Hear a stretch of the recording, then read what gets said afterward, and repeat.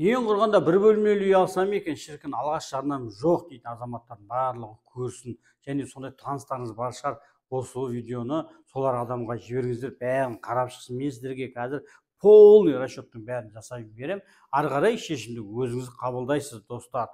Енді қараңызшы, алғаш жарнаңыз жоқ. Хотя бы бір бөлмелі үй Астана қаласы бойынша айтамын. Басқа қалаларда әрине бір бөлмелі үйдің бағасы одан да төмен. Енді Астана қаласында бір нормальный үй алатын десеңіз, 18 миллионға үй алуға болады. Енді 13-14 де алуға да болады, бірақ енді олар онша алмайды да көп адамдарға.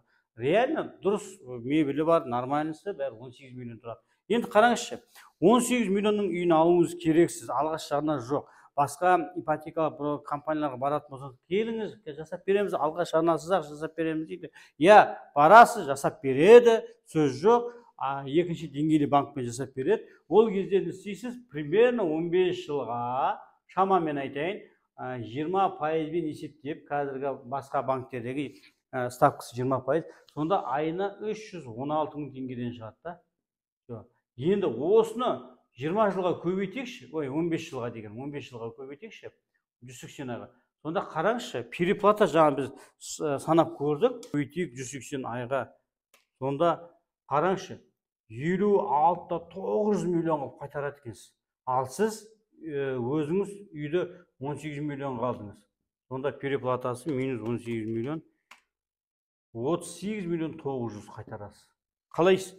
15 жыл бойы 320-дан, грубо айтқанда 320 мыңнан төлеп келе жатсыз, 38 миллион 900, яғни үйіңіз, 18 миллион қалған үйіңіз 57 миллиондай болады ғой. Ұнай ма ол? Енді ойланыңыз. Енді менің ұсынысымды қараңыз. Сіз осыған келісіп тұрсаңыз, айтасыз, аренда төлеп жатырмын, лучше мен өзімнің үйім, мынаны тезірек жауып тастайын, и т.д. деп неше түрлі аргумент жасауыңызға болады. Я, оның барлығы сіздің ойыңыз сізге ол дұрыс. Сіздің ойыңыз дұрыс. Сіздің ойыңызды қате деп тұрған жоқпын, дұрыс. Бірақ шешімді нүкте өзіңіз қабылдайсыз. Енді менің сөзімді бір тыңдап көріңізші. Мен болсам қалай жасар едім, егер сондай жағдайда болатын болсам, айына 320 мың теңге келістім дейікші. Жақсы, 320 мың теңге. Жақсы.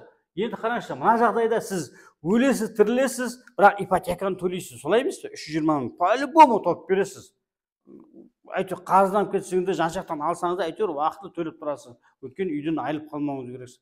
Дұрыс па? Енді менің ұсынысымды қараңыз. Егер сіз 320 мың теңгені ай сайын таба алатыныңызға көзіңіз жетіп маған келісетін болсаңыз, онда басқа вариант, басқа сценарий жасап жіберейік, достар. Қараңыздар, 320. Енді үй алу оңай емес, сондықтан сізге мен ұсынысым, арендаға тұрыңыз. Арендаға 120 мыңнан артық емес аренда тауып алыңыз. Жарайды, ол нашар үй болсын, жарайды, ол алыстағы үй болсын, бірақ шамалы шыдау керек үй алу үшін, достар. Мен жаңа айтқаным, тыңдаңыздаршы, бірден шиковать етіп 150-200 мыңдық күшті үй алудың қажеті жоқ. Бала шағаларыңыз көп болсын, мейлі сәл шыдаңдаршы, хотя бы бір 21 ай шыдаңдаршы деп айту керек. 21 күн деген бар ғой өзі. Бизнесте кез келген нәрсе 21 күн бойы қатар істесең, привычкаға айналады деген бар. Сондықтан мен 21 ай шыдаңдаршы деп сіздерге ұсыныс жасаймын. Енді қараңыздар, неге 21 ай екен, қазір сіздерге түсіндіремін. 120 мың теңгеңіз арендаға кетті дейік.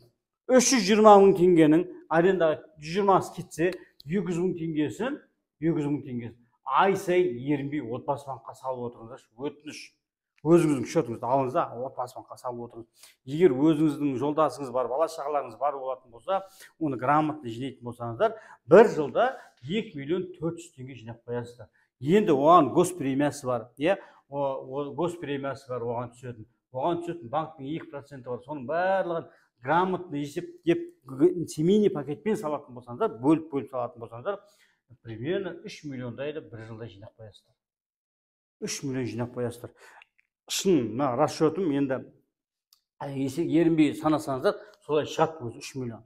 Енді қалған 9 айды тағы да 200 мыңнан жинай бастаңыздар. Неге 21 ай айтып отырмын? Өткені 21 айда 200 мың теңгені жинасақ, сіздің банковский вознаграждениеңіз 90 мың теңге болады екен. Бұның бәрін өзім есептеп шықтым. 90 мың теңге. Бұл 90 мың теңге 18 миллиондық үйді 7,5% алатын жағдайға келетін жағдай болады. Ал ол кезде сіздің депозитіңізде 3 миллион тағы 9 айды жинайсыз. сол кезде шамамен госпремиясы бар, жаңағы вознаграждениесі бар, барлығы примерно бір 5 миллиондай ақша жиналып қояды. Жақсы, 5 миллион жиналып қойды, 21 ай болды, 5 миллион теңге жинап алдыңыз, 200 мың теңгеден молодец болдыңыз, красавчик, құтты болсын.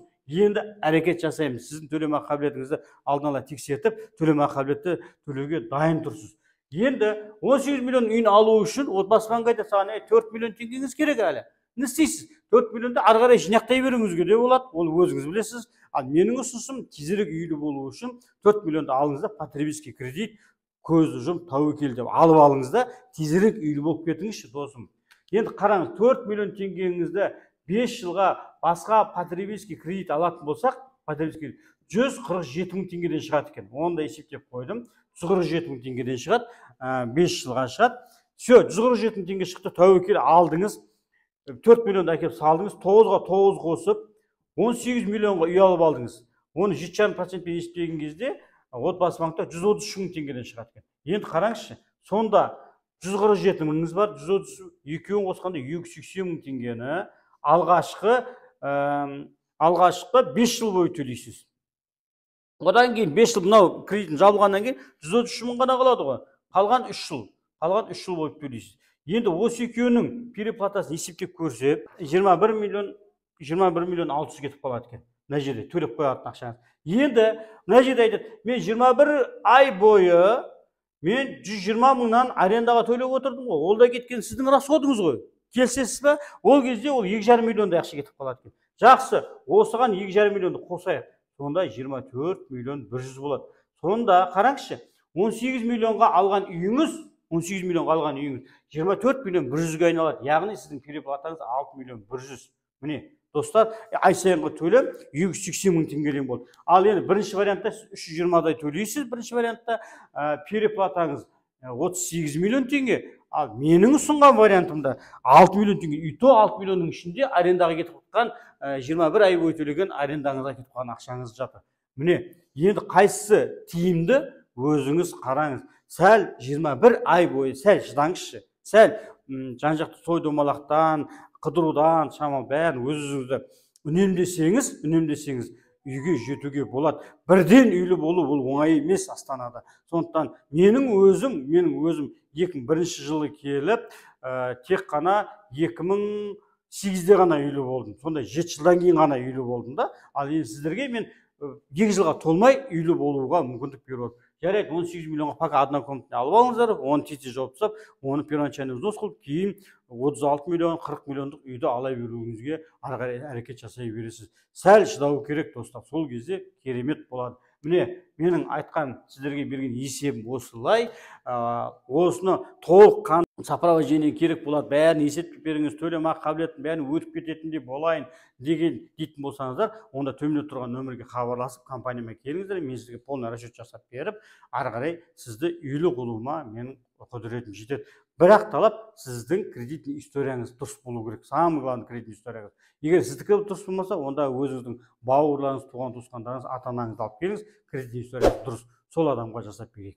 Ал амандықтың сәттілікте әр қазағым үйлі болсын, амандық жасап берекең барда берекең бар.